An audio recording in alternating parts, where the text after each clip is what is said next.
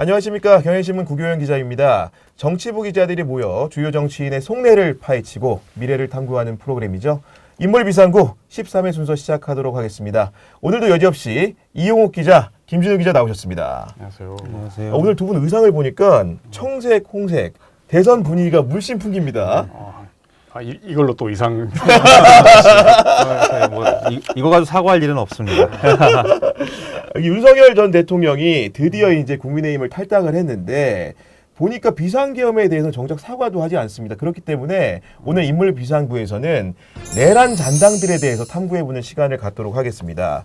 그 윤석열이라는 사람이 보니까 12.3 비상계엄을 전후로 해서 정말로 많은 사람들하고 통화를 했더라고요. 예, 타임테이블이 좀 드러났는데 일단 그 불법계엄 선포한 시간이 3일 오후 10시 27분이고요. 그다음에 이제 11시 22분에 그 당시 국민의힘 그 원내대표 추경호하고 1분간 통화했고 26분에는 나경원 의원하고 40초 정도 통화한 사실이 확인이 됐습니다. 근데 이게 국회 개헌건이 11시 45분에 닥치니까 그 26분 전이라고 해요. 그래서 이게 이제 포인트인데 도착을 하기 전에 전화를 했다는 거는 이 사람들한테 뭔가 그냥 단순하게 무슨 양해를 구했다 미안하다 이런 것보다는 네. 좀 어떤 식으로든 행동을 요청하지 않았을까 이런 의심을 들게 하는 게 충분하고요. 의심을 들기 충분하고 그러니까 표결을 방해하거나 뭐 적어도 참여하지 말라고 하거나 아니면 이거 추정입니다만 뭐 주변의 분위기를 조성해서 좀 안 가는 쪽으로 이렇게 뭐 좀 부탁을 하지 않았을까. 굳이 부탁을 하면 이제 계엄군 정말 이걸 치밀하게 할 생각 사람이라면 계엄군이 다 왔을 즈음 하거나 해서 정말 미안하다 이렇게 말을 할 수 있는데 이건 굳이 도착하기 26분 전이면 그 안에 맞아요. 의원들이 모여서 무슨 짓이라도 할 수 있는 거잖아요. 근데 굳이 이때 전화를 했다는 거는 표결을 방해하라는 하는 요청이나 뭐 이런 비슷한 얘기를 하지 않았을까 이렇게 추정되는 부분이 있습니다. 저도 좀 덧붙이면 그 상황을 한번 볼 필요 있는데 당시 상황을 보면 이제 그 시간대가 보면 이제 윤석열이 그 시간대 보면 군경지휘부에 전화에 막 돌려가지고 이제 뭐 빨리 정치인 체포명단 불러주고 그다음에 헬기 출동 독촉하고 국회 봉쇄하라고 지시하는 상황이잖아요. 그렇습니다. 그런 긴박한 상황에 전화 이른바 이제 어떻게 보면 계엄 해제 표결 열쇠를 쥐고 있는 여당 원내대표한테 전화해가지고 그 상황에 전화해가지고 미안하게 됐네 뭐 이런 이야기할 건 아니잖아요. 그렇죠. 이렇게 긴박한 시간에 굳이.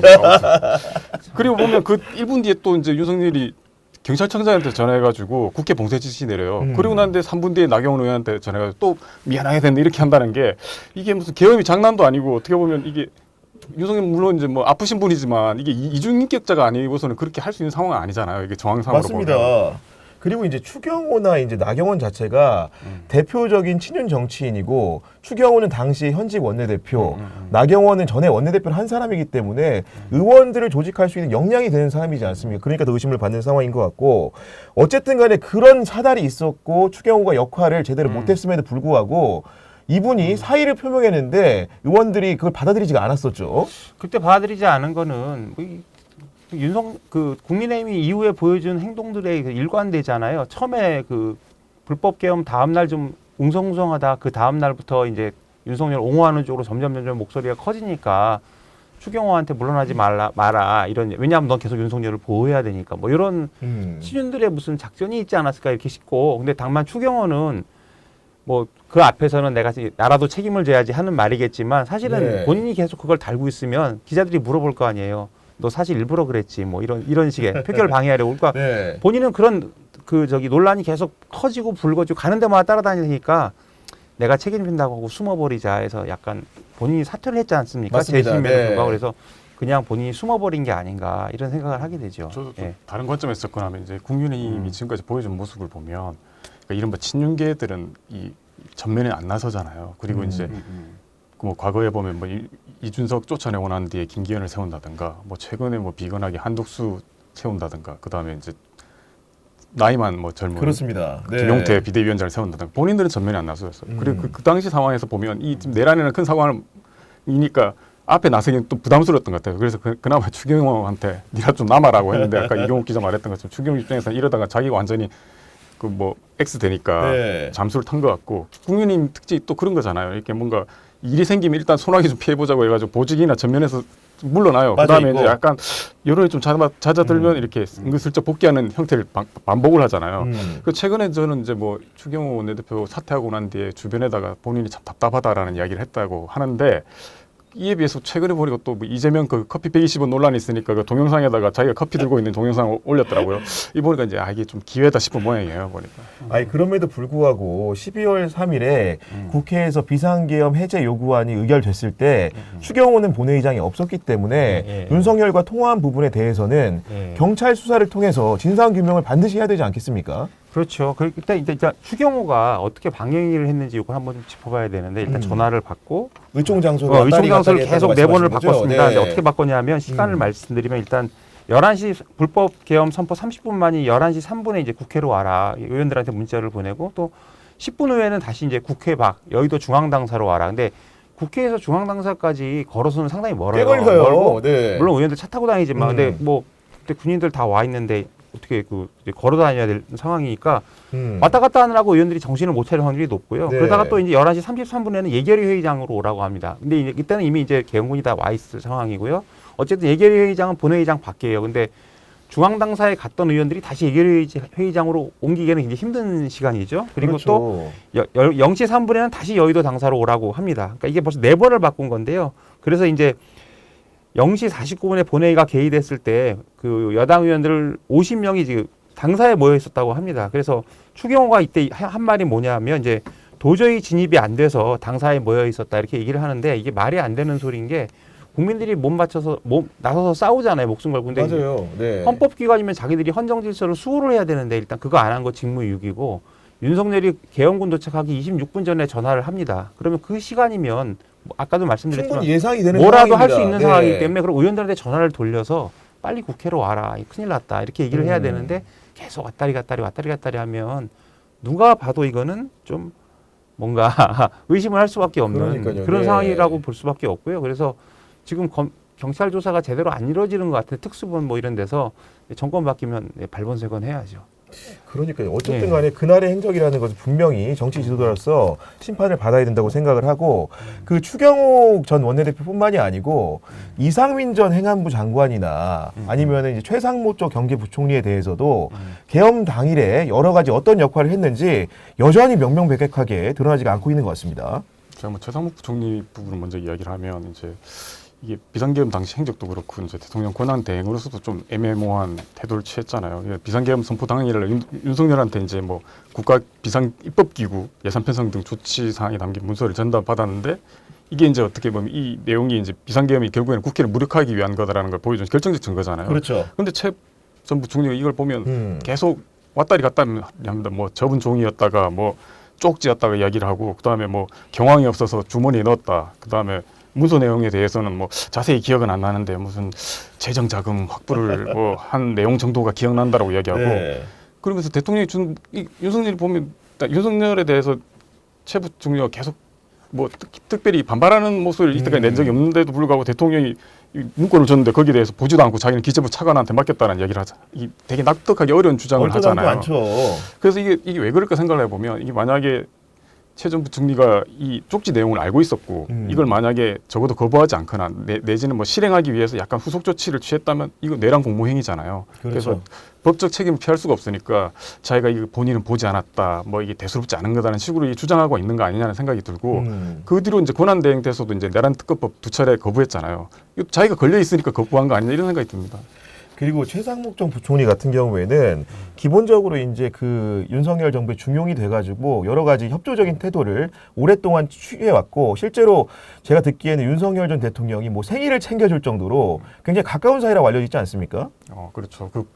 뭐 자세한 걸 모르겠지만 이 보면 이제 최 전 부총리가 과거 이제 박근혜 정권 시절에 이런 뭐 이제 국정농단 사건 때문에 조사를 받잖아요. 그래서 뭐 이제 뭐 미르재단한테 압력을 역할을 했다. 이제 그 당시 이제 안종범 수석인가요? 그 지시를 받아가지고 그런데 그때 참고인 조사를 받고 구속은 되지 않습니다. 그게 보면 네. 그 당시 이제 사건을 지휘했던 게 윤석열 전 그 당시 지검장인가요? 뭐 그랬던 것 같은데요. 아마도 이제 어쨌든간에 다 특검 특검. 중앙지검에서도 하고 특검에서도 네, 했는데 네, 아마도 네. 특검 때 수사팀장이었을 겁니다. 그렇죠. 아마도. 네. 그런데 그 보면 그 이후에 보면 이 윤석열 대선 예비 후보 시절에 보면 이제 캠프에 최상목이 나타나요. 그래가지고 이제 무슨 경제 분야 뭐 위원회 하고 그 다음에 바로 이제 뭐 경제수석이 되고 경제부총리가 되는 걸 봐서는 그 과정에서 뭔가 이렇게 일이 있었겠죠, 두 사람 사이에. 내지는 윤석열이 그 뭐 이 사람의 뭐 능력을 봤는지는 모르겠지만 네. 기용을 한 거죠. 하나 첨언하면은 일단 과 후배잖아요, 대학 후배. 그래서 그렇습니다. 윤석열 학벌 네. 중시하는 거 되게 유명한 얘기인데 사석에서 상모가 그랬대요. 그리고 이제 그래서 최상목이 이 권한 대행을 하면서 결국 이제 3명 중에서 2명은 임명하지 않습니까? 이제 사석에서 그런 얘기를 했대요. 직접 들은 분이 해주신 얘기인데 어쨌든 자기는 이것도 되게 구국의 결단을 한 거다. 그렇게 얘기를 하고 그 내란 그 계엄하는 그 국무회의 관계 나한테 굉장히 치욕적인 일이다 이렇게 얘기를 했답니다. 근데 이제 김준우 기자가 얘기했듯이 둘의 관계가 워낙 각별하다 보니까 최상목 입장에서는 이제 본인도 걸려 있고 그러니까 이제 이거를 어떻게 하면 좀 본인이 덜 욕을 먹으면서 헤쳐나갈 수 있을까 이런 고민을 많이 했을 것 같아요. 그래서 이제 2명을 임명한 것만으로도 그 자기 지지층에서는 얼마나 욕을 먹었겠어요. 네. 그 얘기 완전히 틀어졌으니까. 그렇죠. 그래서 근데 그 다음에 이제 김진우 기자가 얘기했듯이 이제 본인이 걸려 있을 수도 있고 2명으로 됐다. 이제 너 그만해라. 뭐 이러면서 이제 온갖 압박을 다 받으면서 본인이 이제 거기서 더 행동을 못 취하지 않았나. 그래서 결국 그게 다 본인한테는 이제 약간 좀 발목을 잡는 그런 행위가 아니었나 싶습니다. 그리고 최상목 못지않게 그 윤석열이라는 사람의 이쁨을 받은 사람 중에 하나가 당연히 이상민 전 행안부 장관이지 않습니까? 이분의 행적도 석연치 않은 게 많아요. 뭐 이분이라고 하기도 좀 그런데 이 사람은 그러니까 이자는 그냥 내란 공범이라고 저는 생각을 합니다. 그러니까 뭐 일단 계엄 이틀 뒤인 12월 5일에 이제 국회 행안위에 와서 고도의 통치행위라고 했고 그다음에 이제 드러난 거잖아요. 경향신문, 한겨레, JTBC, MBC 단전 단수를 소방청장한테 전화해서 지시를 했고요. 그렇습니다. 네. 그다음에 또 뭐 저기 안가회동이 있었잖아요. 그 다음 날 그 내란 다음 날 그때 보면 윤석열은 오지 않았지만 이상미 윤석열에 전화를 해요. 안가회동 전에. 그리고 또 그다음에 윤석열이 걸어오고. 그러니까 뭐 이게 어떤 느낌이냐면 안가회동 하면 거기 이제 법률 대응 같은 걸 논의한 것으로 지금 알려져 있잖아요. 네. 그럼 윤석열의 지시를 받았거나 아니면 뭐 무슨 얘기를 하겠거나 이런 얘기를 서로 주고받으면서 이제 그 대응을 논의하지 않았을까 이런 생각이 들고요. 이제 이상민이 다음에 이제 경찰에서 18시간 밤샘 조사를 받았다는데 자신은 이제 단전 단수를 지시한 적이 없다. 그다음에 이제 통화를 한 거는 소방청장한테 국민 안전을 우려한 상황 점검 차원이었다. 이렇게 말을 하는데 이게 좀 침뱉고 싶은 말이죠.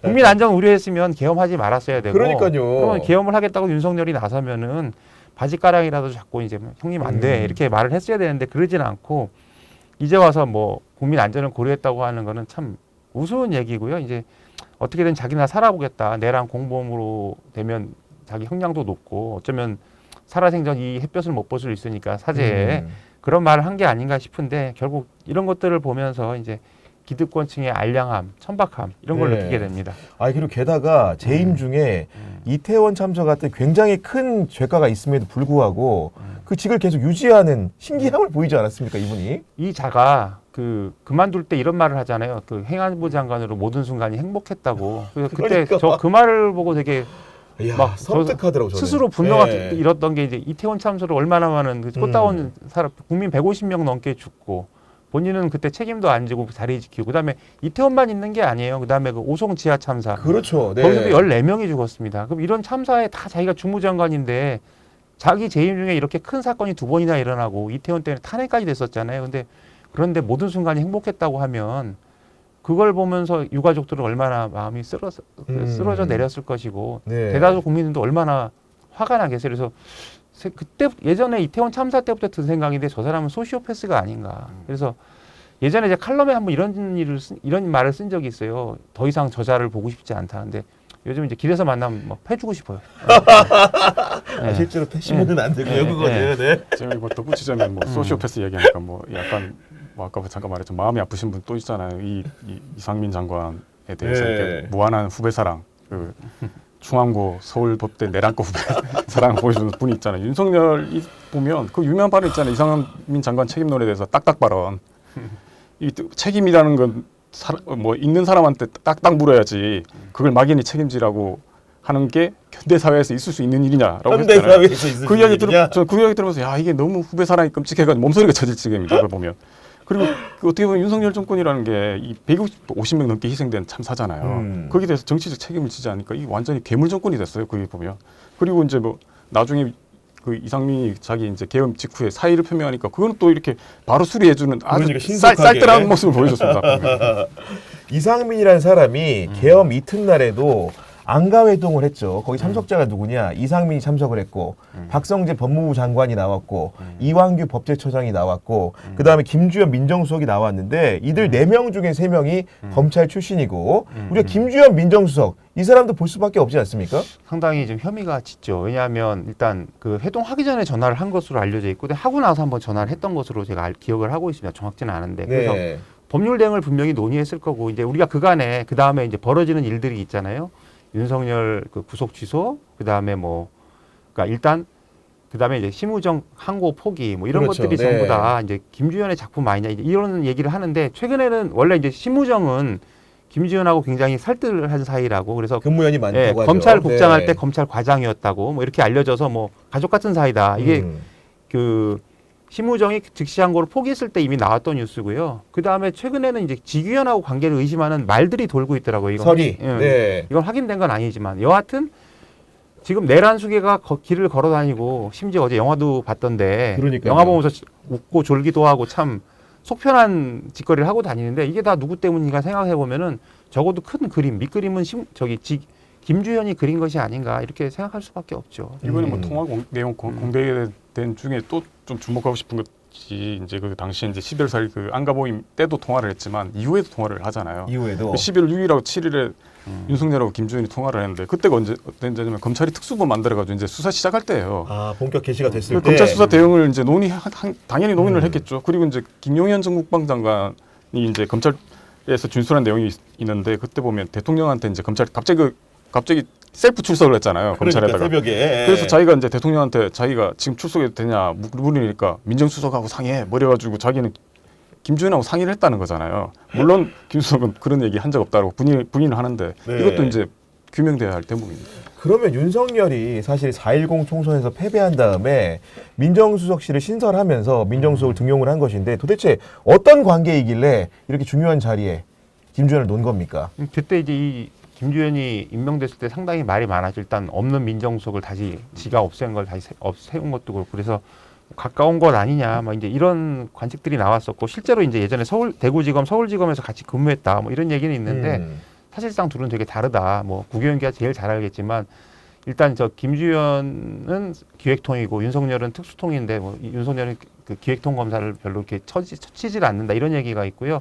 윤석열이 실제로 이제 그때 국민적 영웅이 됐던 시절이 한 번 있었잖아요. 맞아요. 2013년에 네. 그 여주지청장 있으면서 그 이명박 정부 국가정보원 그 댓글 사건 수사할 때 이제 막 수사를 밀어붙이니까 그때 이제 박근혜 정부 그 황교안 법무부 장관이 불편해 했답니다. 그러니까 이제 정권 정통성에 흠이 갈 수 있다. 그래가지고 그때 이제 윤석열을 좌천시키잖아요. 대구고검으로. 네. 그때 인사 담당자가 검찰국장이었던 그렇습니다. 김주현이라는 네. 거예요. 그래서 그때 이제 이 김주현이 윤석열을 이제 불러가지고 좀 납득을 시키려고 했는데 실패했다는 거고요. 그 당시 이제 김주현이 이런 말을 했답니다. 어떻게 검사라고 하는 사람들이 내 이야기를 받아 적지를 않냐. 이렇게 얘기를 했는데 윤석열은 이제 그 사람은 검사가 아니다. 이렇게 얘기를 했대요. 그런데도 이 사람을 불러들였냐. 그때 이제 그래서 왜 불러들였냐. 이게 말이 많죠. 더구나 인간적 관계를 그렇게 중시하는 윤석열이. 네. 근데 당시에 생각을 해보면 이제 총선 참패했죠. 그리고 뭐 김건희 리스크 점점 커지고 뭐 자기도 최상병 그때 외압 사건이 점점 이제 목을 조여오던 상황이었어요. 그래서 윤석열이 이러다 탄핵되는 거 아니냐는 게 이제 거의 공공연한 그래서 뭐 곳곳에서 탄핵 빌드업 한다고 막 그랬었잖아요. 그런 상황에서 이제 일부러 얘를 불러들였다는 게 관측이 많았는데 그때 이제 조국 전 그 조국혁신단 대표가 이런 네. 말을 말을 합니다. 그 김주현이 인사통이라는 게 간과되고 있다. 그래서 첫째 김주현은 예정되는 검찰총장, 서울중앙지검장 등 요직 인사에 깊숙이 관여할 거다. 그다음에 정권 유지를 위한 기획 능력을 발휘할 것이다. 야권 선거법 수사, 그다음에 공안 사건 수사 등에서 이제 강력한 드라이브가 걸릴 것이다. 네. 그래서 이런 거를 통해서 윤석열 정부를 이제 보호하려고 한다. 네. 사정기관 장악을 통해서. 근데 지금 우리가 말한 것처럼 이게 사실로 드러나고 있고, 그래서 윤석열은 이런 정치적 이해 때문에 적이라고 해도 좀 되나. 아무튼 과거에 좀 불편했던 사람을 이제 측근 그렇죠. 비슷하게 네. 임용을 했고. 지금까지 이제 본전은 뽑았죠. 어쨌든 지금 거리를 활보하고 있으니까. 아니 심지어 뭐 황교안도 당시 네, 법무부 네. 장관이었는데 황교안도 굉장히 적개심을 가진 사람임에도 불구하고 지금 부정선거로 또 한마음 한뜻으로 잘 지내고 있지 않습니까? 이런 면에서 진짜 통합의 정치를 보여줬다 생각됩니다. 지금. 우리 회사 선배가 예전에 황교안 전 총리 얘기를 하면서 그 얘기하죠. 저는 네. 황교안 전 총리 모르는데 법조를 오래 하신 선배가 황교안은 뇌가 순한 사람이래요. 뇌순한 사람. 그래가지고 이제 되게 본인은 부정선거를 정말 믿고 있다. 그러니까 사악하게보다는 그냥 천진난만하게 뇌순한 사람이다. 이런 말을 하더라고요. 아니, 그렇게 여겨지는 예. 것이고 그리고 아까 이제 그 조국 전 대표가 제대로 본 게 김주현을 민정수석을 시키면서 바라는 것은 기본적으로 그림 잘 그리고 기획 잘하는 사람이 필요했던 겁니다. 그런 머리를 가져온 건데 왜냐 과거에 보면은 서울중앙지검의 3차장 검사를 했을 때 한명숙 전 총리를 상대로 수사를 개시했거든요. 그렇죠. 그때 당시 뭐 표적 수사 비난 불구하고 이제 한 총리 기소하는 앞장서서 활약했죠. 그 당시 이제 특히 그 당시가 이제 2010년 이 지방선거 코앞에 두고 이제 여러 차례 기소를 해가지고 당시 이제 서울시장 선거에도 영향을 미쳤고 한 전 총리가 당시 1심, 2심 무죄가 나왔는데 두 번째 다시 기소해가지고 결국 이제 감옥에 간. 그렇습니다. 네.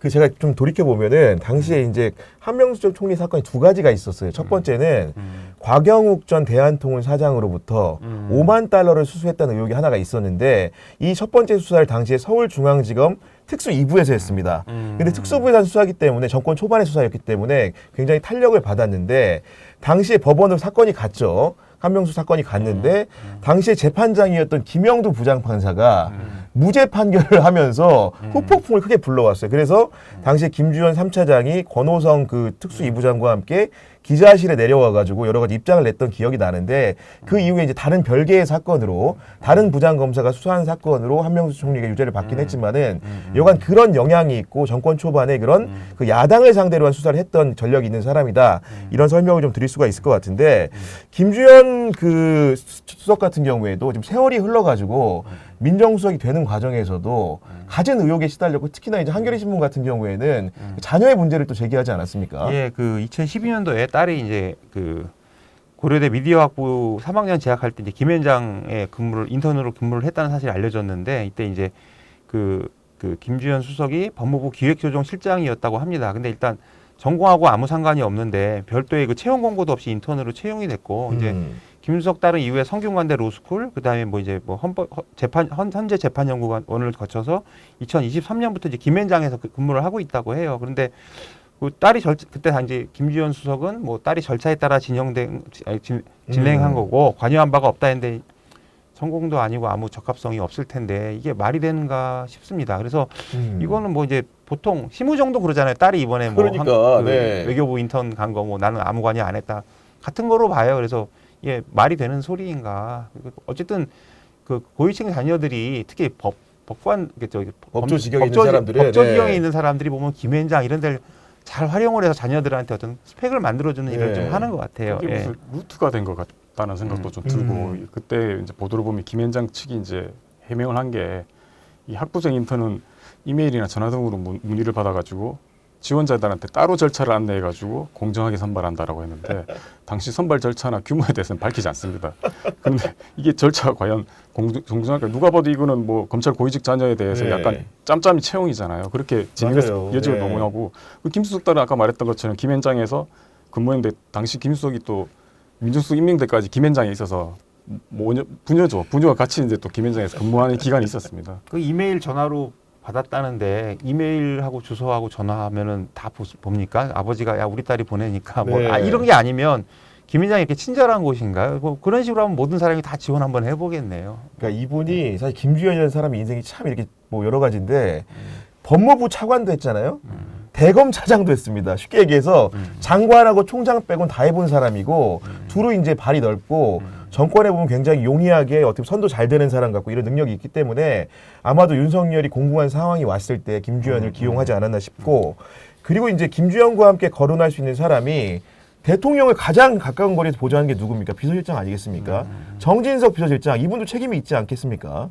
그렇죠. 뭐 최근에 보면 이제 뭐 시민단체에서 이제 뭐 내란 뭐 방조 혐의인가요? 그 때문에 고소도 하고 했는데 이 사람이 보면 이제 뭐 비상겸 당시에는 뭐 그 당시 이제 조태용 외교장관이 뭐 증언 같은 걸 보면 뭐 윤석열한테 이게 국민들이 납득하지 못할 거다라는 식으로 반대를 했다고 하는데 그렇습니다. 그 위의 네. 모습을 보면 또 아닌 것 같아요. 왜냐하면 그 위에 보면 이제 기본적으로 이게 이제 이번 그 비상계엄이 뭐 헌정문란을 하기 위한 폭동인지 아니면 뭐 비상계엄 조치인지는 국민이 판단하게 될 것이라는 식으로 이야기를 하고 그다음에 그때 그 국정조사 특위에 나가가지고도 네. 뭐 이게 야당 탄핵 때문에 이제 비상계엄 조치한 거 아니냐는 식의 이제 약간 그런 식의 이야기를 하고 그다음 또 뭐 국무회의 이제 비상계엄 당시 국무회의 이루어졌을 때 대해서 한덕수 국무총리랑 당시 이제 그다음 최상 부총리가 이제 정상적으로 했다라고 하는데 본질적으로 그게 뭐 국무회의다라는 식으로 옹호를 하잖아요. 그리고 이제 이분 그 뒤에도 계속 말이 나옵니다. 뭐 이른바 이제 탄핵에 대해서 뭐 나경원이나 김기현 의원 등한테 접촉해가지고 탄핵 반대를 하기도 했고 그 다음에 뭐 이 최근에 한덕수 후보를 적극 민 것도 이제 뭐 이 사람 이름에 들잖아요. 그래서 뭐 이제 그 당시 이제 홍준표 전 대구시장이 그 이제 약간 뒤끝으로 또 말한 게 이게 용산하고 당지도부 합작해가지고 한덕수 세우려고 한다라고 이 폭로를 했잖아요. 네. 그리고 이제 최근에 윤석열 탈당 문제가 계속 이제 뭐 결국엔 탈당을 했지만 정리되지 못한 것도 이 정인석 실장 등 용산 쪽에서 계속 전화 와가지고 야 탈당할 생각 없다는 식으로 이제 공세를 벌였기 때문이라는 이야기도 있습니다. 정진석이 사실은 그래도 어쨌든 유명한 인물이고 나름대로 이제 지금 구 여권에서는 방구 좀 꽤나 끼던 사람 아니겠습니까? 그렇죠. 근데 이제 이 사람 기본적으로 일단 이력을 좀 살펴보면 이제 한국일보에서 기자 15년 하고 그다음에 이제 국회 2000년에 이제 16대 국회에 자민련의 목으로 진출을 합니다. 그래서 이제 5선을 하는데 중간에 떨어지기도 했고 특히 이제 좀 중앙 정치에서 좀 이름이 난 거는 이제 이명박 정부에서 청와대 정무수석을 했는데 요때 이제 자기가 자기 자랑이에요. 맨날 그때 박근혜하고 이명박 사이가 되게 안 좋았는데 내가 이 두 사람의 화해를 주선했다. 뭐 이런 주장을 계속 일관되게 해왔고요. 그다음에 이제 국민의힘에서 이제 그 비상대책위원장, 뭐 공천관리위원장, 국회 부의장도 했지요. 그리고 맞아요. 이제 항상 보면은 당이 어려울 때 옛날 반기문 전 유엔 사무총장 끌어오려고 했었잖아요. 그 당시엔 이제 박근혜 탄핵 직후인 그때 이제 당 이름도 헷갈려요. 자유한국당이었나? 자유한국당이었나? 새누리당이었나? 예. 이때 데려오려고 하는데 역할을 한 게 충청 대망론을 했던 충청도 출신의 정진석 실장이고요. 그다음에 이게 윤석열도 이제 끌어들이는 데 역할을 했고. 근데 그래서 이제 정권이 바뀔 때마다 이렇게 잘 되는 거 보면 처세술이 좋은가? 뭐 이렇게 얘기도 하고 저 사람이 이제 비서실장에 임명될 때 천하람 개혁신당 의원이 뭐라고 얘기했냐면 입안에 혀처럼 굴 사람이다. 이렇게 얘기를 합니다. 근데 다 사실은 이거 다 그냥 밖에 나온 얘기고요. 기본적으로는 저분은 이제 자기 아버지 덕에 꽃길을 걸었다고 보는 게 맞죠. 아버지 덕에? 아버지가 저기 정성모 전 의원인데 내무부 장관, 뭐 경찰 치안국장, 충남도지사 6선 의원입니다. 특히 그 전두환 정권에서 그 내무부 장관을 지냈고요. 그다음에 그렇군요. 이제 저분의 그 정진석의 충남 공주연기 지역구도 아버지한테 물려받은 겁니다. 그러니까 이게 사실은 땅 짓고 헤엄쳤다고 저는 생각을 해요. 물론 그 중에 이제 본인이 너무 엉망이면 아니겠지만 어쨌든 다른 사람보다 훨씬 좋은 조건에서 네. 모든 걸 해왔다는 게 맞고 특히 좀 재밌는 포인트가 아버지는 그 전두환 정권에서 내무장관을 했고 그래서 그 다음에 아마 그것 때문에 공천 탈락하고 그랬을 거예요. 그리고 자기는 친이 쿠데타를 한 이제 윤석열 정부의 비서실장이잖아요. 그래서 부자가 대를 이어 쿠데타 정권에 근무하는 어떤 불명예스러운 네. 기록을 남기게 되지 않았나 그런 생각을 하게 됩니다. 윤석열 뭐 이제 고향 친구 그러니까요. 네, 근데 네. 그것도 웃기더라고요. 윤석열이 처음 만났을 때 뭐 의원님 제 고향이 같습니다라고 해서 당신 고향 서울 아니냐 했더니 아버지 고향이 공주입니다라고 했다는 거잖아요. 그래서 그 뒤로부터 뭐 나이도 똑같고 하니까 이제 의기투합해가지고 고향 친구 됐고 윤석열이 이제 검찰총장 사퇴하고 난 뒤에 이제 진로 고민하고 있을 때 이제 만나가지고 이 정치권에 들어오라고 했고 그래서 그때 윤석열이 이제 정치권 참여 선언할 때 그때 그 국민의힘 의원들 한 25명 데려와가지고 네. 섰잖아요. 그 사진을 보면 딱 있어요. 윤석열이 있으면 그 당시에는 아직까지 머리가 2대8 가르마 이상하게 돼 있고 그 옆에 이제 정진석, 권성동이 뭐 있어가지고 그 당시 뭐 이제 뭐 좌진석, 우성동이라는 맞습니다. 별명도 네.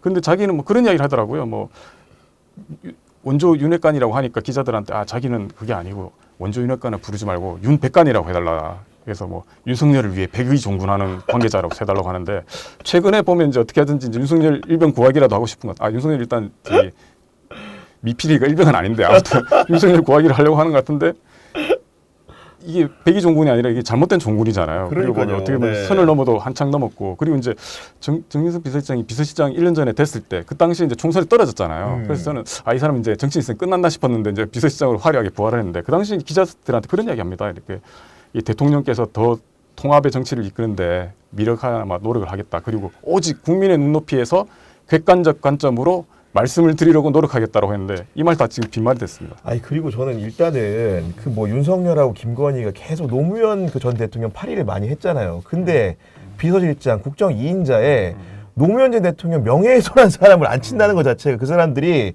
노무현에 대해서 진심이었는지 아닌지를 가늠할 수 있는 척도라는 생각이 들고 저희가 결국 내란 잔당을 얘기하다 보니까 윤석열 정부에서 요직을 한 사람들 위주로 설명을 하게 되는데 이분도 역시 MB 정부에 이어서 부활하신 분입니다. 김태효 국가안보실 1차장. 이분 같은 경우는 굉장한 신임을 받은 거죠. 그렇죠. 그 뭐 저기 어떤 윤석열의 가치 외교 이게 이제 김태효의 작품이라는 게 너무 잘 알려져 있고 뭐 이제 아크로비스타 시절부터 술친구라는 얘기가 다 있고 뭐 이렇게 해서 굉장히 신임한다. 이제 국가안보실 1차장이지만 실제로는 윤석열의 외교 정책을 이제 본인이 다 정리를 그 조정하고 있다. 이런 그 말이 있었고요.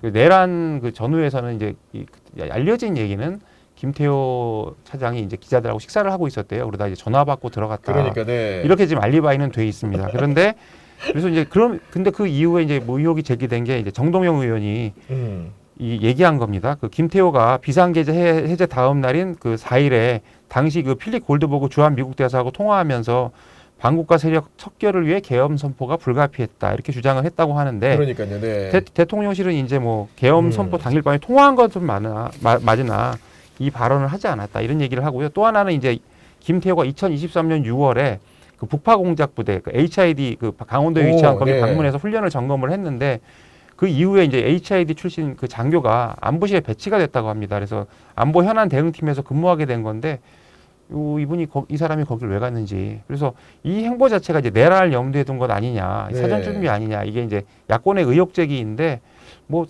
나름 타당하다고 보고요. 또 하나는 이제 가장 근본적인 거예요. 뭐 윤석열 정부가 뭐 할 때마다 가장 앞에 서 있던 그러니까, 사람이잖아요. 네. 가장 목소리가 크고 자리에 비해서 상당히 존재감이 큰 사람이었는데 어떻게 이 모든 국면 지난 연말부터 나라가 얼마나 시끄러웠습니까? 근데 이 탄핵 네. 국면에 너무 조용하잖아요. 보통 그러면 이제 캥기는 사람들이 뒤에 숨고 아까 김준우 기자 얘기했듯이 잠수를 탑니다. 그래서 도대체 쟤는 왜 하는 생각을 사람들이 할 수밖에 없는 그런 지경인 것이죠. 해명을 한 과정을 봐도 이제 뭐그 당시에 이제 자기는 골드버그 대사랑 그 12월 4일이 아니라 11월 3일 밤 통화를 했고 추후 상황을 지켜보자는 취지로 이야기를 했다라고 그러잖아요. 근데 이 해명 자체들을 봐도 골드버그 대사가 그 당시 이제 계엄 당일날 우리 뭐 국가정보원이라든가 네. 외교부 같은 이 뭐 이런 관계자들 통화를 시도했는데 기록 시도를 못했다고 하잖아요. 그래서 이 국가안보 한미 동맹 이런데 엄청난 영향을 미치는 그러니까 계엄 정작 비상계엄 하면서 이 정부를 또 게다가 한미 동맹을 엄청 강조하는데 거기에 대해서 이렇게 아무도 전화를 안 하고 그리고 심지어 이 김 차장 말을 한 거를 그대로 고지고대로 믿는다고 하더라도 네. 당시에 시민들이 이제 국회에 달려가지고 윤석열 이 헌정식 중단시도 온몸을 막으려고 하는 상황에서 추후 상황을 지켜봅시다라고 한다는 거는 결국은 이게 윤석열 내란 행위 옹호한 거예요.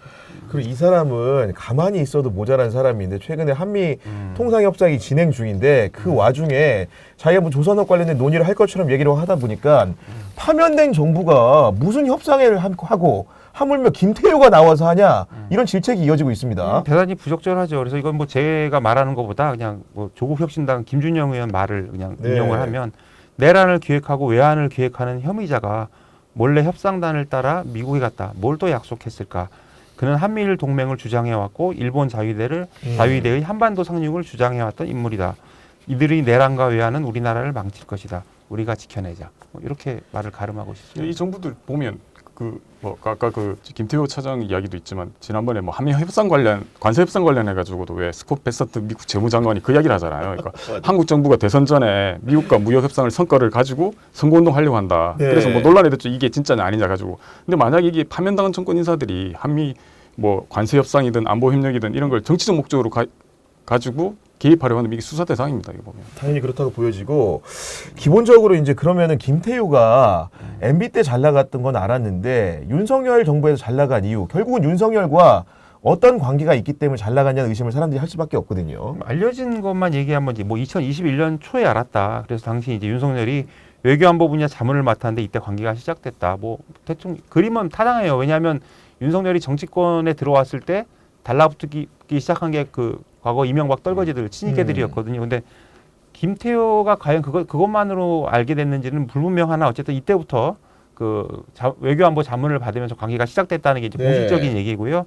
또 두 사람이 이제 아크로비스타에 같이 사니까 다음에 또 얼마나 많이 뭐 술을 마시겠습니까? 그래서 알려진 얘기로는 이제 자연스럽게 친분을 쌓았다는데 뭐 친분을 어떻게 쌓았는지는 이제 봐야 될 것이고요.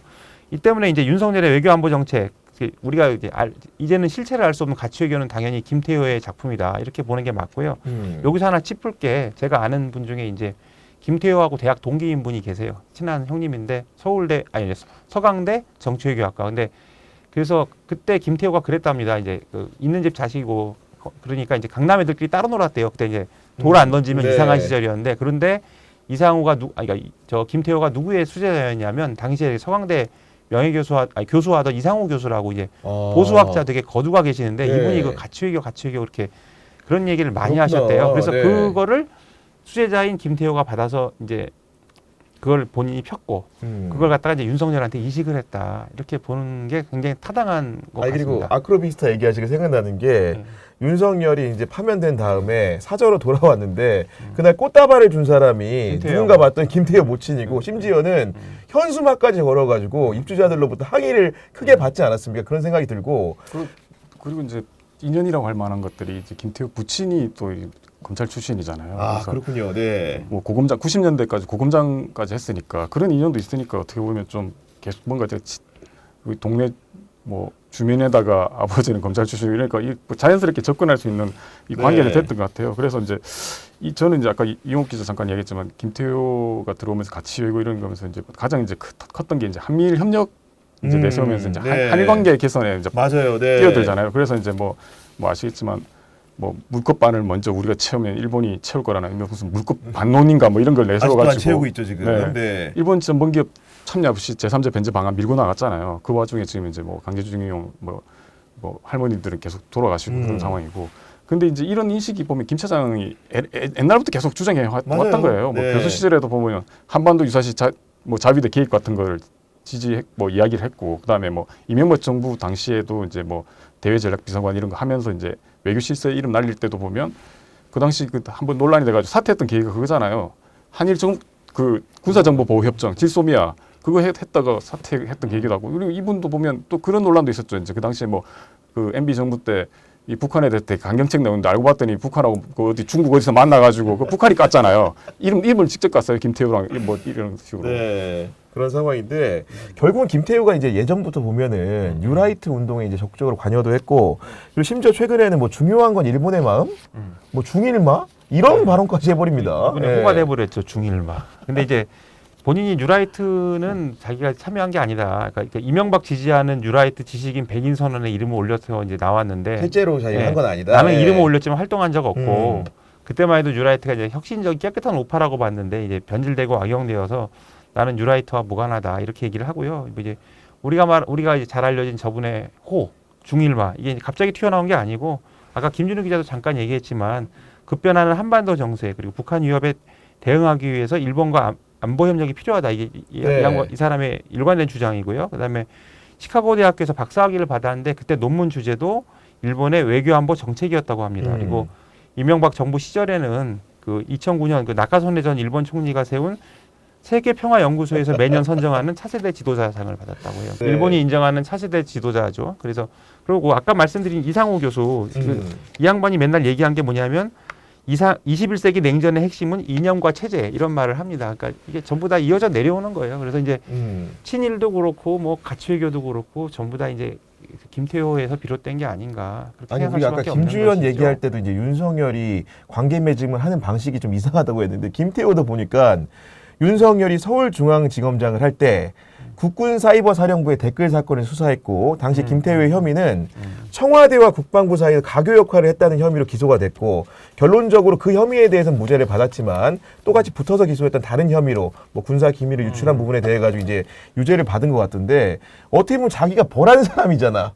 근데 그런 사람을 또 자기가 정부가 돼가지고 대통령이 됐을 때는 써먹는 그 묘한 생각들은 도대체 어떤 식으로 이제 나오는 것인지 그걸 받아들이는 사람, 제안하는 사람 두 쪽 다 저는 이해가 안 가거든요. 뭐 술 한번 먹고 아 형님 동생 회포 푸는 건가요? 보니까. 그리고 이제 네. 아까 김준우 기자가 얘기했지만 저 김태효 선친이 검사니까 아, 네. 내가 네 아버지 얘기 많이 들었다 뭐 이렇게 술을 먹었을 수도 있는 그리고 저도 거고요. 이제 옛날에 법조 출입을 해보면 참 특이한 게 검사들의 습성 중에 하나가 피의자들을 자기가 구속시킨 피의자 예를 들면은 그런 사람들하고 나중에 친해진 경우들이 왕왕 있더라고요. 아니 그 네, 보니까 아주 비근한 얘가 네. 제가 박근혜 청와대 때 이제 조홍천 전 의원 그러니까 전 의원이 그때 네. 박근혜 청와대 법무비서관인가 했어요. 근데 맞아요, 그때 네. 이 양반이 박지만을 구속시킨 사람이에요. 그런데 나중에 이제 박지만 목으로 청와대에 오고 계속 박지만 그 저걸 해요. 일을 해줘요. 그러니까 뒤를 봐주고 당시에 이제 국정농단 문제가 나중에 다 드러난 거지만 그 최순실 파와 박지만 파의 어떤 권력 암투의 측면도 분명히 있었거든요. 그래서 그때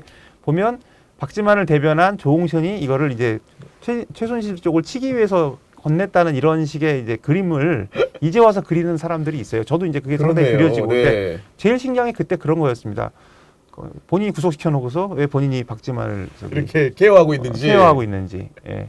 묘한 습성이 아닐까 싶고 그리고 이제 그 윤석열 내란 잔당들을 얘기하면서는 결국은 수습책으로 뛰어든 분들 쌍권을 얘기를 안 할 수가 없습니다. 우리 권성동, 권영세 두 분인데 이분들이 보면은 윤석열이 이제 쉽게 관저 정치를 하는 순간에 결국은 이제 파면이 나갈 때까지 생각보다 윤석열이라는 사람을 정리하기보다는 키워주고 비호하려고 했다. 이런 인상을 좀 많이 받게 되거든요. 그렇죠. 그 내란의 공범이라고 할 수는 없겠지만 최소한 윤석열이 탄핵되고 그 구속 아니 저기 지금 파면되는 과정까지 권성동하고 권영세가 이걸 방해를 한 측면은 분명히 있잖아요. 일단 우선 그 당에서 그 탄핵 반대 여론 이런 쪽으로 좀 더 유도를 한 측면이 있고요. 네. 그다음에 뭐 계속 사절을 드나들었고 그다음에 민주당에서 뭐 얘기를 하면 그걸 다 방해하는 듯한 발언들을 했고요. 네. 그다음에 이제 뭐 심지어 이제 윤석열이 내란 구속 취소됐으면 또 그 사저 들어가서 만나고 이런 것들 전부 다가 이제 국민들로 하여금 아, 저 사람들은 탄핵을 반대하고 최소한 윤석열의 부활을 꿈꾸는 건 아니지만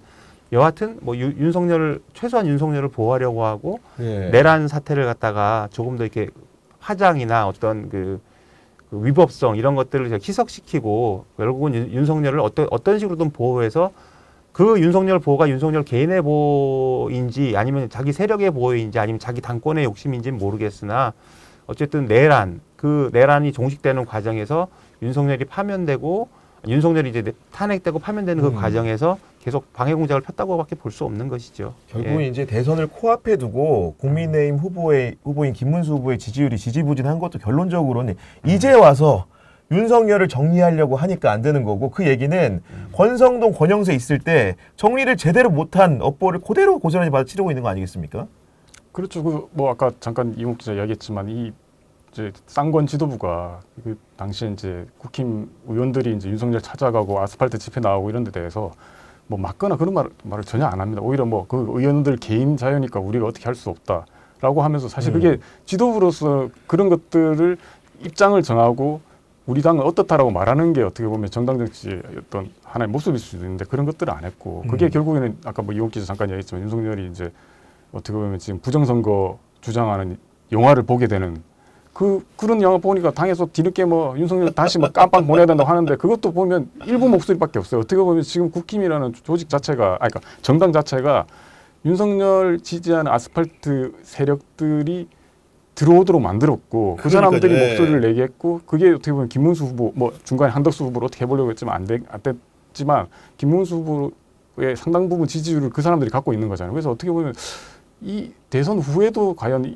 이런 어떤 윤석열 세력들과 절연이 가능할까 이런 생각도 듭니다. 그 하나 첨언할 게 생각해 보니까 이제 한덕수 얘기를 하는데 우리가 한덕수 얼마 전에도 이제 내란 뭐 법비들 얘기하면서 얘기한 거지만 큰 그림을 누군가 그리고 있다고 했잖아요. 구속 취소 뭐 이제 한국 포기 네, 한국 포기하고 이제 윤석열 돌아다니고 그 와중에 이제 한덕수를 세우는 과정까지 이게 누군가 큰 그림을 그린 거다 이렇게 얘기를 했었잖아요. 근데 한덕수를 세우려고 했던 사람이 다른 사람도 아닌 저 두 사람입니다. 그러면 저 사람들도 그 내란을 어쨌든 지연시키고 어쨌든 그 정권을 재창출하고 뒤에서 큰 그림을 그리는 세력의 일원이라고 볼 수가 있어요. 그러면 그런 면에서는 그 내란 방조범이다. 내지는 이런 비판은 피할 수가 없는 것이 사실 그런 혐의가 상당히 짙다고 볼 수 있죠. 권성동 원내대표, 권영세 전 비대위원장 결국은 두 분 보면 은근히 공동점이 좀 많아 보여요. 뭐 그냥 외견상 그런데 이제 안동권 씨다. 네, 검사 출신 5선이다. 근데 이제 저도 이제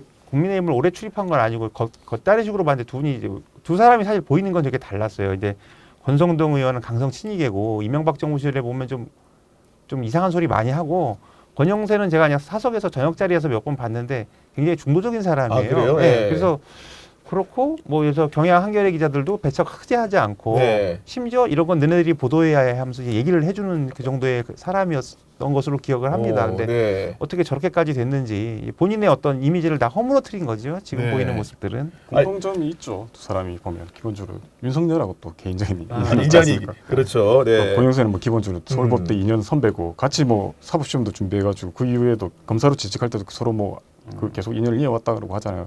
권성동은 뭐 서울법대는 아닙니다. 오히려 뭐 중앙대 법대인데 오히려 그저 누구야 이재명 후보하고 같이 2년 후에서 같이 공부한 인연이 있잖아요. 네. 그런데 이제 윤석열이 어릴 때 이제 외가가 강릉이었으니까 강릉에 놀러 가가지고 이제 뭐 그 외할머니가 야 옆에 공부 잘하는 애가 있다더라 해서 소개했던 게 권성동이어서 권성동이 어렸을 때부터 알았다고 그러잖아요. 네. 이거 만들어진 얘기일 수도 있다고 생각해요.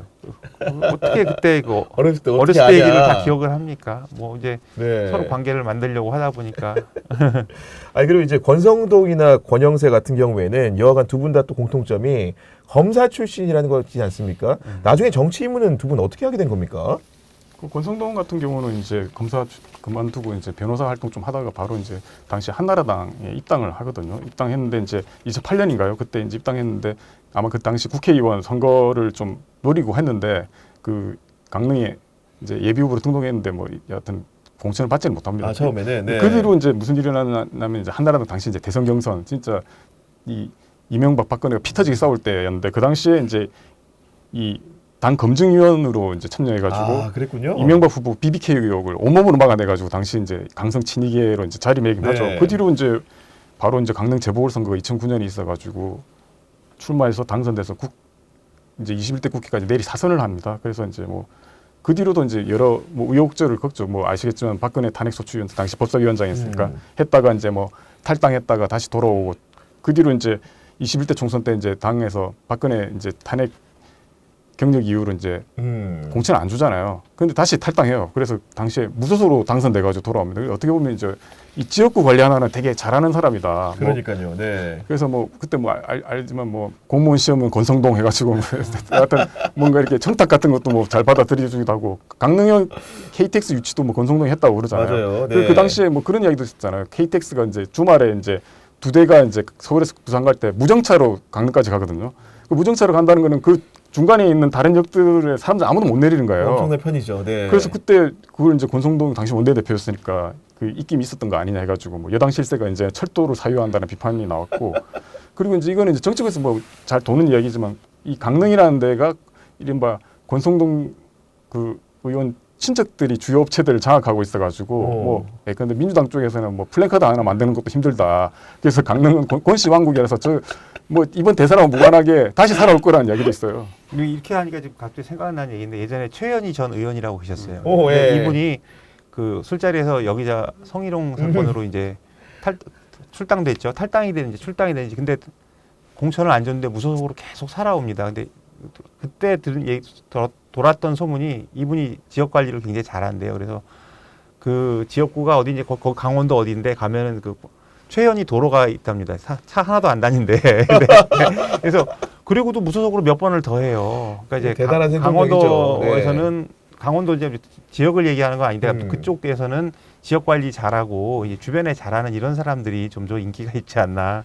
아니 그리고 젠틀해 보이는 그 권영세는 정치 입문을 좀 어떻게 하게 된 겁니까? 그 이회창 그 예전에 총재한테 발탁이 돼가지고 한나라당 총재 시절에 정치에 입문했는데 이제 이회창계와는 이제 크게 인연이 없었다고 하고요. 나중에 국민의힘 계열 그 한나라당에서 그 남원정이라고 혹시 기억을 하십니까? 알죠. 네. 남경필, 원희룡, 뭐 정병 네. 거기서 이제 소장파들하고 같이 목소리를 냈다고 합니다. 근데 뭐 지금 뭐 원희룡 의원은 완전히 좀 상했죠. 어쨌든 이렇게 됐고 그래서 그 다음에 이제 친박하고 친이가 막 박터지게 싸울 때 그렇게 막 그 범친박으로 분류되는데 어느 쪽으로 좀 편들지 않는 네. 속하는 걸 좀 안 좋아했던 것 같아요. 그런데 이제 2012년 총선 때 이제 박근혜 비대위가 되면서 참모총장이 되고 박근혜 후보 선대위 종합상황실장 그리고 이제 박근혜 정부 들어서 주중대사를 합니다. 그렇습니다. 네. 그래서 어쨌든 그때 이제 박근혜 쪽으로 범친박이라고 이제 기자들은 인식을 하고 있었는데 이제 박근혜 쪽으로 이제 좀 뭐 이렇게 구획이 지어진 거죠. 근데 당시 다만 총선 떨어지고 그때 의원이 아니었기 때문에 이제 탄핵 국면에서는 국내 정치에서 한 발 물러나 있었으니까 세례를 네. 탄핵에 대한 어떤 후폭풍을 맞지는 않은 거죠. 그래서 이번에 다시 살아난 거고. 저는 개인적으로 참 궁금한 게 이분이 어쨌든 간에 박근혜 정부 주중대사를 하셨잖아요. 근데 지금 이제 국민의힘을 따르는 제야에 있는 세력들, 장외에 있는 세력들이 혐중 정서를 정말 노골적으로 표출을 하잖아요. 그래서 저는 사실 개인적으로 권영세 전 비대위원장이 이런 부분에 대해서 좀 어떻게 생각을 하고 있는지 너무 듣고 싶다. 그런 생각이 좀 들던데. 박근혜 당시에는 뭐 이른바 이제 박근혜가 그 당시에 어디죠? 저 천안문 어디 올라가기도 하고 한참 그러니까요. 네. 중국에 약간 기운 활동을 했고 그걸 보수들도 되게 역시 우리 박근혜 대통령 대단하시다고 해서 제가 지지를 해주잖아요. 그때 따라갔었는데 따라갔어요, 그때? 기자 고백을 일하면서 제일 일이 많았어요. 정말 일 많았어요. 네. 그래서 그 중국만 가면 아무튼 힘들었어요. 갔는데 막 갑자기 한중 FTA 한다고 전용기에서 막 얘기를 하고 그 천안문 갔을 때는 정말 화장실 갈 시간도 없을 정도로 바빴는데 그때 박근혜가 좀 그래도 저는 좀 인정해주고 싶은 게 하나 있는데 뭐냐면은 미중 사이에서 어떤 균형, 그 줄타기 해결을 그렇죠, 하려고 네. 했었어요. 근데 본인이 이게 뭔지 잘 모르는 상황인 것 같아. 아무튼 했는데 그래서 중국과 관계가 좋았거든요. 네. 갔다 왔어요. 왔다는데 그 당시 대통령이 오바마인데 그리고 나서 한 달인가 몇 달 있다 이제 한미 정상회담을 합니다. 미국도 만났는데 워싱턴에서 오바마가 뭐라 그러냐면 중국하고 관계 좋은 건 좋은데 중국이 할 소리는 해라 이렇게 얘기를 해요. 그러니까 이제 깐 거지 사실은. 그렇네. 대놓고 깐 거네. 그러고 나서 뭐가 일어나냐면 사드 배치. 그래서 제가 이런 거는 이제 사석에서도 많이 얘기했는데 천안문 한번 올라가고 사드 배치했다. 공짜가 없어요 세상에. 그러니까 그렇네. 권영세라는 사람은 그 정도로 좀 약간 그런 면에서는 보수 우파에 막 이런 유연한 거보다는 사람이네, 약간. 네. 유연하다는 느낌을 받아요. 그리고 이제 제가 또 들은 얘기는 통일부 장관을 하면서 자기는 좀 그러니까요. 해보려고 몇 가지 계획을 가지고 갔는데 윤석열이 뭐 선배님 그만하시죠. 뭐 이런 식으로 답을 했다는 거예요. 그래서 권영세가 큰 충격을 받았다. 뭐 이런 얘기가 있었어요. 근데 뭐 여하튼 간에 과거의 삶이 어쨌든 간에 지금 권영세가 보여주고 있는 거는 이제 네. 과거에 본인이 쌓아놨던 걸 다 허물어뜨리는 그런 과정에 있는 것이죠. 그리고 이제 마지막에 한덕수를 세우려고 했던 거는 여하튼 간에 진짜, 정당 민주주의를 예. 많이 망쳐놓은 거기 때문에 본인이 어떤 식으로든 변명하기가 좀 어려울 겁니다. 어떻게 보면 뭐 권영세, 권성동에 대해서 기자들의 평가 자체가 그렇죠. 네. 처음에는 그렇게 나쁘지 않았어요. 뭐 최근까지도 보면 이제 뭐 아까 잠깐 이야기했지만 권영세 같은 경우는 뭐 온건 보수 정도 평가됐고 그다음에 아시겠지만 패션에도 신경 써가지고 뭐 이렇게 뭐 목폴레 입고 이래서 약간 신사 이미지도 좀 있잖아요. 네. 그리고 이제 권성동도 어떻게 보면 좀 거칠고 다혈질이지만 이게 국힘 내 꼴통 의원들보다는 그래도 낫다. 왜냐하면 기본적으로 이 사람이 솔직한 부분들도 있고 뒤끝도 없고 약간 네. 인간미도 있다. 뭐 이거는 뭐 또 악의 눈물인지 모르겠지만 윤석열 그때 그 탄핵할 때 자기 나와가지고 뭐 내 친구 윤석열 막으려고 했는데 이게 아닌 것 같다면서 눈물을 슬쩍 훔치기도 했잖아요. 그런데 이제 아까 이용욱 기자 말했던 것처럼 이번 탄핵하고 국민의힘 후보 교체 소동을 겪으면서 이제 젊은 기자들도 야 이거 아니지 않냐 이 사람 왜 이러냐 그리고 이게 도대체 박근혜 탄핵 과정을 거쳐서 이제 보수는 이제 흩어지면 안 된다는 그런 신념이라고 하는데 그걸로 보기에는 이게 기본적으로 윤석열이 기본적으로 국헌을 물하는데 이런 거를 옹호하려고 하는 거는 문제가 있는 거 아니에요. 그래서 그 뒤로는 이제 기자들 사이에서 평가가 상당히 안 좋아졌고요. 그리고 이제 뭐 아시겠지만 권성동 후보가 그러니까 권성동 의원이 그 자기보다 연배 높은 그러니까 김문수 후보 때 일로 앉아 짧아가지고 일로 앉아 이래가지고 그걸로 뭐 좀 말이 많았잖아요. 그리고 이제 또 뭐 단일화 약속 안 지킨다고 알량하다고 그러기도 하고 그래놓고 또 그다음에 곧바로 김문수는 알면 할수록 참 괜찮은 사람 이런 이야기를 합니다. 그래가지고 저는 참 알면 할수록 정남이가 떨어지는데 아까 말씀드렸던 것처럼 대선 이후에는 어떤 식으로 또 살아오지 않을까 어제 생각합니다. 하루 종일 저한테 카톡으로 일로 와봐. 아니 근데 사람들이 이제 그런 생각하는 거지. 그러니까 일반인들은 잘 모르니까 권성동이라는 사람이 기자들 상대로도 약간 말이 짧은 경향이 있는데 실제로 그거를 기자들은 솔직하게 말씀드리면은 나쁘게 받아들이는 건 아니잖아요. 저는 사실 예. 권성동 잘 몰라요. 모르는데 예. 제가 이런 얘기는 들었었어요. 일단 저 방에 보좌관이 안 바뀌어요. 그 말은 뭐냐면 방에서 잘하는 거야. 사실 그렇지. 그거는 사람한테는. 사람한테 네. 잘하는 거야. 그리고 제가 아는 국민의힘 당직자가 저 사람이 사무부총장인가 한 적이 있어요. 그래서 같이 일을 했는데 보기하고 너무 달라서 좋았다는 얘기를 하는 거예요. 그래서 이런 얘기를 이제 할 수가 없는 상황이 된 거죠. 그렇죠, 네.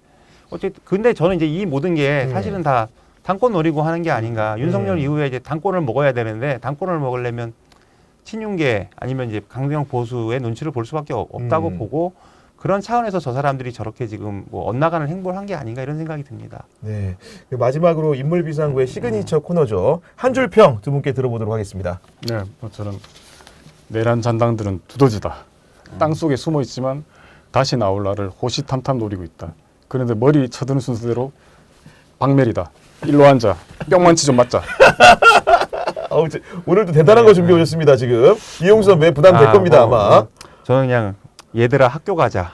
학교 가자. 그러니까 다시는 이런 일이 일어나지 않도록 이제 우리가 내란 잔당들 색출해서 발본색원하고 네. 벌주자고 하잖아. 일벌백계 하자. 그러면 근데 이제 감방이 좋은 말로 학교니까. 근데 잔당은 많고 한 사람 한 사람 열거하기엔 좀 많고요. 또 그렇다고 네. 그 뭐 존칭 쓰기도 좀 그러니까 그냥 얘들아. 그래서 얘들아 그냥 학교 가자. 이렇게 말하고 싶습니다. 알겠습니다. 정치부 기자들의 본격 정치인 사담회 인물비상구는 여러분들과 함께 만들어가는 프로그램입니다. 경향TV 유튜브 채널에 접속하셔가지고 커뮤니티에 보고 싶은 정치인, 듣고 싶은 정치인을 기입해 주시면 저희가 적극적으로 반영해서 방송하도록 하겠습니다. 저희는 다음 주 일요일 인물비상구 14회 순서로 찾아뵙도록 하겠습니다. 이용욱 기자, 김진우 기자 함께해 주셔서 너무 감사합니다. 오늘도 함께해 주신 여러분 감사합니다.